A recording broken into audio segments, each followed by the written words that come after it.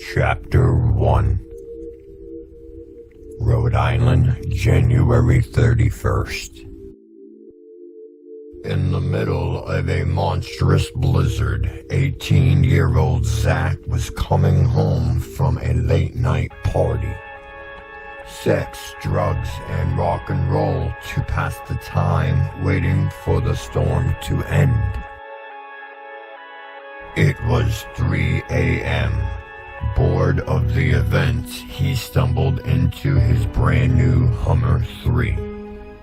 As the Jeep warmed up, he pulled out a large bag of cocaine from a pocket inside his heavy black leather jacket.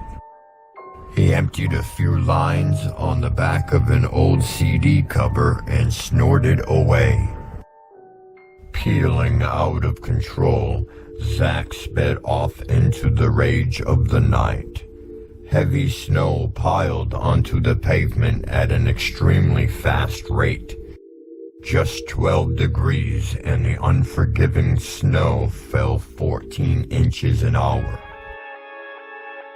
It has been snowing like this for 3 days now and has no hope of slowing down anytime soon. Speeding recklessly down the highway, only a few cars on the road. Zach could barely control his driving. The headlights started to flicker like a strobe light before going dead.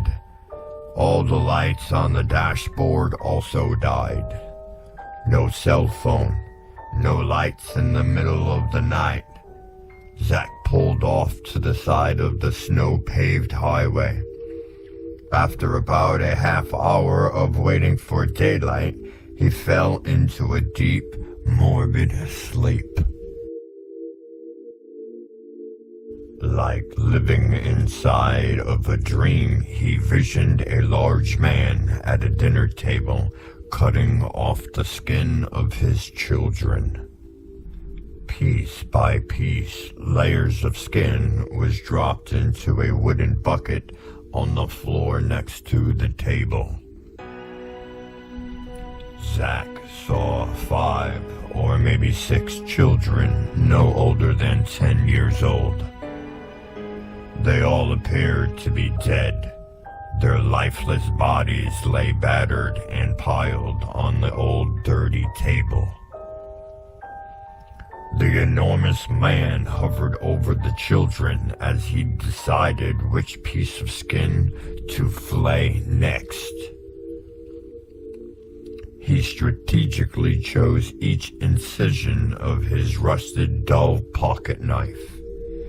Each piece of skin that was cut had a Bible verse engraved under the skin. Children's blood oozing on the table like a fountain of evil. The old man began to mumble to himself. Louder and clearer, he became uneasy, with cold, burning tears in his eyes. I must put the children in the well. I must do it tonight before the Black Witch returns. Dirty, thick saliva dripped from his quivering lips. His deep blue eyes turned red as his blood-stained hands. Grabbing another child from the pile, he would read the Bible verse etched in each piece of flesh that he filled the bucket with. This old rugged man was born as Jason, a preacher most of his life until the Black Witch entered it. Now, 63 years old, he is somehow completely programmed by this dark spirit.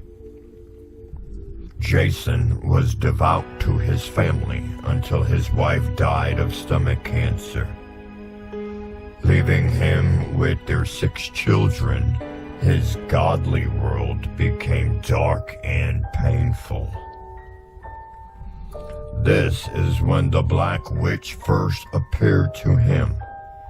She comforted him mentally, emotionally, and sexually.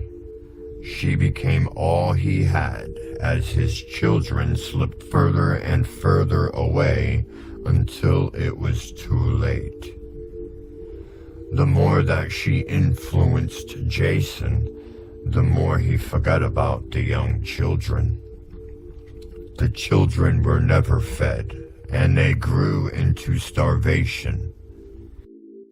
5 girls and 1 boy, age ranging from 4 to 9.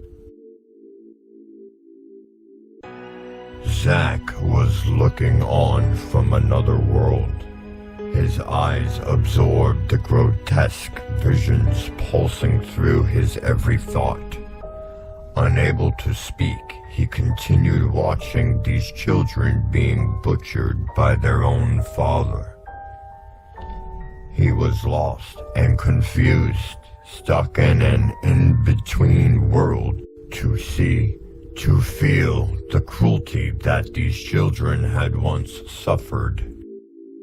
The potent effects of the cocaine in his veins had worn off immediately. For the first time in years, Zach had to deal with this emotional horror with no help from drugs. Though he was sweating rapidly, he felt cold, like his body was starting to freeze to death. His eyes, filled with angry tears, became heavy. He struggled to keep them open. For some reason, he felt the need to stay and find out what is happening with these dead bodies. Forcefully, his eyes closed, transporting him to a different in-between world.